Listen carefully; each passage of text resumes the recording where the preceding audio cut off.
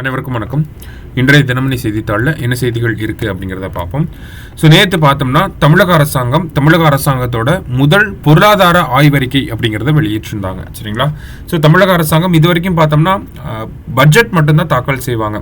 ஓகேவா? பட்ஜெட்டுக்கு முந்தைய தினம் பார்த்தோம்னா பொருளாதார ஆய்வறிக்கை தாக்கல் செய்யக்கூடிய வழக்கம் அப்படிங்கிறது மத்திய அரசாங்கத்தோட வழக்கம். அவங்க இந்தியா மொத்தத்துக்குமான பொருளாதார ஆய்வறிக்கை அப்படிங்கிறத வெளியிடுவாங்க.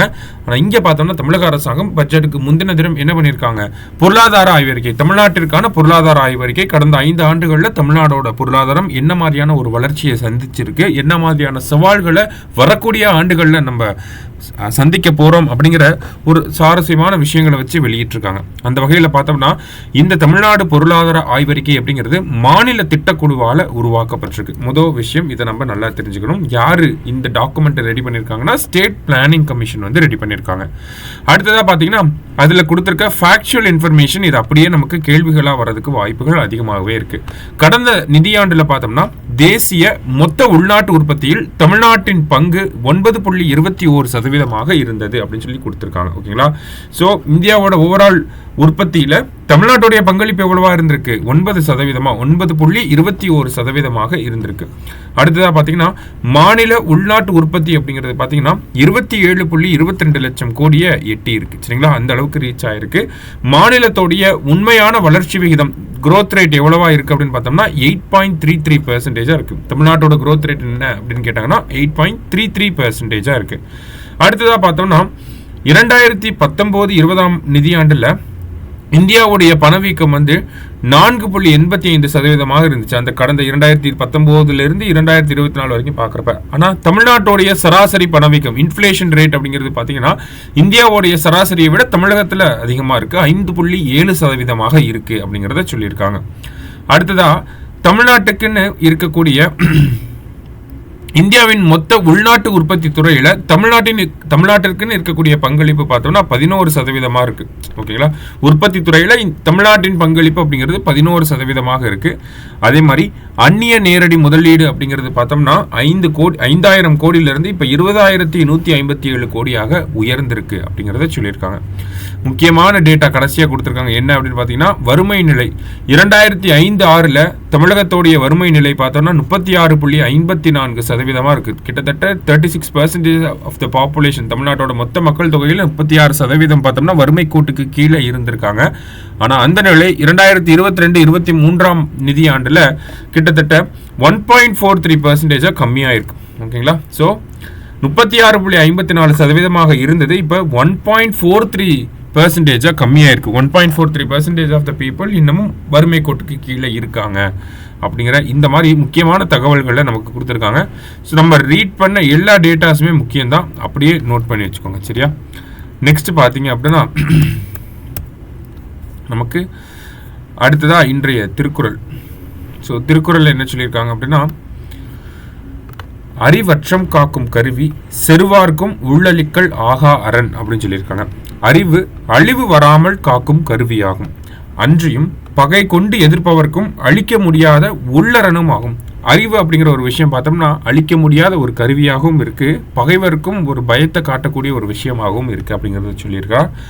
திருக்குறளின் 421 அதிகாரம் அறிவுடைமை. சரிங்களா? அடுத்ததா அந்த பொருளாதார ஆய்வறிக்கைன்னு நம்ம பார்க்குறப்ப கூடுதலாக இன்னொரு செய்தியை நம்ம தெரிஞ்சுக்கணும். தமிழக அரசாங்கம் அதிகமாக கடன்களை வாங்குறாங்க அப்படிங்கிற ஒரு குற்றச்சாட்டு தொடர்ச்சியாக வைக்கப்பட்டுட்டே தான் இருக்கு. அதற்கு மறுப்பு தெரிவித்து என்ன பண்ணியிருக்காங்க அப்படின்னா இந்த பொருளாதார ஆய்வறிக்கையில் நமக்கு ஒரு முக்கியமான விஷயத்தை சொல்லியிருக்காங்க.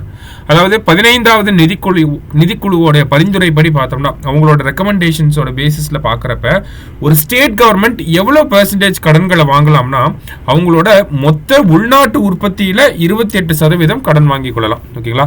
மாநிலத்தோட ஸ்டேட் ஜிஎஸ்டிபி இருக்கு இல்லையா, அந்த மாநிலத்தோட மொத்த உள்நாட்டு உற்பத்தியில் 28% வரைக்கும் கடன் வாங்கிக்கலாம். ஆனால் நம்மளோட ஸ்டேட் ஜிஎஸ்டிபி வச்சு நம்ம கடன்களுடைய அளவுகளையும் கால்குலேட் பண்ணுறப்ப நம்ம 26% வரைக்கும் தான் கடன்களை வாங்கியிருக்கோம். அதனால தமிழகத்தோடைய இந்த கடன் அப்படிங்கிறது கண்ட்ரோலபிளாக தான் இருக்குது, கட்டுக்குள்ளே தான் வைத்திருக்கிறாங்க அரசாங்கம் அப்படிங்கிறதையும் சொல்லியிருக்காங்க. சரியா? அடுத்து இந்த இடத்துல பார்த்தீங்கன்னா நமக்கு இன்னைக்கு பட்ஜெட் தாக்கல் பண்ண போகிறாங்க. ஸோ அந்த பட்ஜெட் லோகோ அப்படிங்கிறது வெளியிட்டிருந்தாங்க. ஓகேங்களா, போன வருஷம் வந்து இந்த லோகோ இருந்துச்சு, இப்போ இந்த வருஷம் இதுதான் லோகோ. இதில் இந்த ருப்பி அப்படிங்கிற சிம்பிளை மட்டும் சேஞ்ச் பண்ணியிருக்காங்க. ஓகேங்களா, ஸோ அது ஒரு சர்ச்சையாக எழுந்திருக்கு. இந்த ருப்பி அப்படிங்கிற சிம்பிளை ஒரு தமிழர் தான், ஓகேங்களா, உதயகுமார் அப்படிங்கிறவர் 2010 இந்த ருப்பி அப்படிங்கிற சிம்பிளை வந்து வடிவமைச்சிருப்பார். சரிங்களா, ஸோ அதுதான் நம்ம இந்த இடத்துல ஒரு பாயிண்ட்டாக பார்க்குறோம். நெக்ஸ்ட்டு லாஸ்ட்டாக பார்த்தீங்க அப்படின்னா தேஜஸ் போர் விமானத்திலிருந்து அஸ்த்ரா ஏவுகணை சோதனை அப்படின்னு சொல்லி கொடுத்துருக்காங்க. ஸோ இந்த அஸ்த்ரா அப்படிங்கிற ஏவுகணையை பொறுத்த வரைக்கும் பார்த்தோம்னா நமக்கு தேஜஸ் போர் விமானத்திலிருந்து லான்ச் பண்ணி சக்ஸஸ்ஃபுல்லாக டெஸ்ட் பண்ணியிருக்காங்க. யார் டெவலப் பண்ணியிருக்காங்க அப்படின்னு பார்த்தோம்னா DRDO தான் டெவலப் பண்ணியிருக்காங்க. ஸோ இந்த ஏவுகணையை பொறுத்த வரைக்கும் பார்த்தோம்னா இது ஏர் டு ஏர் மிசைல் அப்படின்னு சொல்லுவாங்க. ஓகேங்களா, ஏர் டு ஏர் மிசைல் அப்படின்னா நமக்கு இந்த மாதிரி வானத்திலிருந்து ஏவப்படும், வானத்தில் இருக்கக்கூடிய ஒரு இலக்கை போய் தாக்கி அழிக்கக்கூடிய வகையில் இது உருவாக்கப்பட்டிருக்கு. கிட்டத்தட்ட 100 கிலோமீட்டருக்கு அப்பாற்பட்டு இருக்கக்கூடிய ஒரு இலக்கை கூட இதை தேடி போய் அட்டாக் பண்ணி அதை டிஸ்ட்ராய் பண்ணும் அப்படிங்கிறது இதனுடைய சிறப்பம்சமாக இருக்குது. சரிங்களா, அடுத்ததாக பார்த்தீங்க அப்படின்னா இரட்டை விண்கலன்கள் வெற்றிகரமாக விடுவிப்பு அப்படின்னு சொல்லி கொடுத்துருக்காங்க. அதாவது நமக்கு டிசம்பர் 30, 2024 பார்த்தீங்க அப்படின்னா நமக்கு ஸ்பேடெக்ஸ் அப்படிங்கிற திட்டம் PSLV C60 மூலயமா நமக்கு விண்ணில் ஏவப்பட்டிருக்கும். சரிங்களா, அடுத்த ஜனவரி மாதத்தில் என்ன பண்ணியிருப்பாங்கன்னா டாக்கிங் அப்படிங்கிற இந்த எக்ஸ்பெரிமெண்ட்டை பண்ணியிருப்பாங்க. அதாவது 2 விண்கலன்கள் விண்ணில் இருக்கும், அதை ஒன்றோட ஒன்று இணைக்கிறது தான் இந்த டாக்கிங் அப்படிங்கிற எக்ஸ்பெரிமெண்ட் சொல்லுவாங்க. எப்படி 2 ட்ரெயின் இன்ஜினும் ட்ரெயின் பெட்டிகளும் ஒன்றா சேருது, அதை நம்ம கப்ளிங் சொல்லுவோம். அதே மாதிரி விண்ணில் நடந்துச்சுன்னா அதை டாக்கிங் அப்படின்னு சொல்லி சொல்லுவோம். இந்த டாக்கிங் அப்படிங்கிற டெக்னாலஜி ரொம்ப முக்கியமான ஒரு விஷயம், நமக்கு சந்திராயன் 4க்கு பயன்பட போகுது. அடுத்ததாக பார்த்தீங்கன்னா நம்மளுடைய பாரதிய அந்தாரிக்ஸ் ஸ்டேஷன் அப்படின்னு சொல்லி இந்தியாவுக்கான சொந்தமான விண்வெளி நிலையம் 2035ஆம் ஆண்டுக்குள்ள இந்தியா உருவாக்க இலக்கு வைத்திருக்கிறாங்க, இஸ்ரோ இலக்கு வைத்திருக்கிறாங்க. இந்த இலக்கை நம்ம அடையணும் அப்படின்னா அதற்கு இந்த டாக்கிங் அப்படிங்கிற தொழில்நுட்பத்தை நம்ம சக்ஸஸ்ஃபுல்லாக பண்ணி முடிக்கணும் அப்படிங்கிறது ஒரு பேசிக் ரெக்குவயர்மெண்ட். சரிங்களா, அந்த வகையில் இஸ்ரோ வந்து இந்த டாக்கிங் அப்படிங்கிற எக்ஸ்பெரிமெண்ட்டை வந்து சக்ஸஸ்ஃபுல்லாக பண்ணி முடிச்ச 4th கண்ட்ரியாக ரீசெண்டாக வந்திருந்தாங்க. லைக் ரஷ்யா, அமெரிக்கா, சைனாவுக்கு அடுத்து இந்தியா தான் இதை சக்ஸஸ்ஃபுல்லாக பண்ணி முடித்த ஒரு நாடாக இருக்காங்க. அதையும் தாண்டி பார்த்தோம்னா இதை டாக்கிங் பண்ணுறது மட்டும் இல்லை, அன்டாக்கிங் பண்ணுறது, ஒன்றா சேர்க்கறது மட்டும் இல்லை, பிரிக்கிறதுமே வந்து சக்ஸஸ்ஃபுல்லாக பண்ணி முடிக்கணும். அப்போ தான் அது வந்து 100% அந்த மிஷன் சக்ஸஸ் அப்படின்னு சொல்லலாம். சரியா, அப்படிங்கிறப்ப இரட்டை விண்கலங்கள் வெற்றிகரமாக விடுவிப்புன்னு சொல்லி அதை தான் சொல்லியிருக்காங்க. இந்த அன்டாக்கிங் அப்படிங்கிற விஷயத்தையுமே பண்ணி முடிச்சிருக்காங்க. சரியா, ஸோ இந்த ஸ்பேடெக்ஸ் A, ஸ்பேடெக்ஸ் B அப்படின்னு சொல்லி 2 விண்கலன்கள் இருந்துச்சு. இதை ஃபஸ்ட்டு டாக்கிங் பண்ணியிருந்தாங்க, இப்போ என்ன பண்ணியிருக்காங்க, அன்டாக்கிங் பண்ணிட்டாங்க, 2த்தையும் பிரிச்சுட்டாங்க. சரியா, ஸோ இதை ஒரு விஷயமா முக்கியமான விஷயம் நல்லா தெரிஞ்சுக்கோங்க. சரியா, ஸோ இன்றைய செய்தித்தாளில் இருந்த முக்கியமான செய்திகள் எல்லாத்தையும் பார்த்துருக்கோம். நன்றி.